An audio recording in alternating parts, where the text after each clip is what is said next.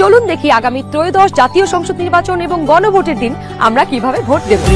ভোটের দিন একদম সকালবেলা আপনার ভোট কেন্দ্রে চলে আসবেন। প্রথম পোলিং অফিসার আপনার নাম এবং ভোটারের ক্রমিক নম্বর জোরে উচ্চারণ করবেন।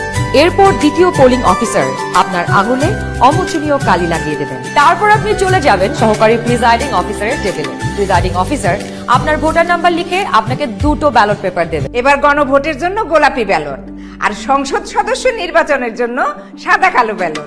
ব্যালট পেপার নেবার সময় আপনাকে স্বাক্ষর করতে হবে। আপনি চাইলে টিপসই দিতে পারেন। আপনি দুটি ব্যালট এবং রাবার স্ট্যাম্প নিয়ে ভোট দেবার গোপন কক্ষে যাবেন। গণভোটের গোলাপি ব্যালটে হ্যাঁ এবং না দুটো ঘর থাকবে। এরপর ব্যালটটি লম্বালম্বি ভাঁজ করুন যেন সিলের রং অন্য ঘরে না পড়ে। এরপর আড়াআড়ি ভাঁজ করুন।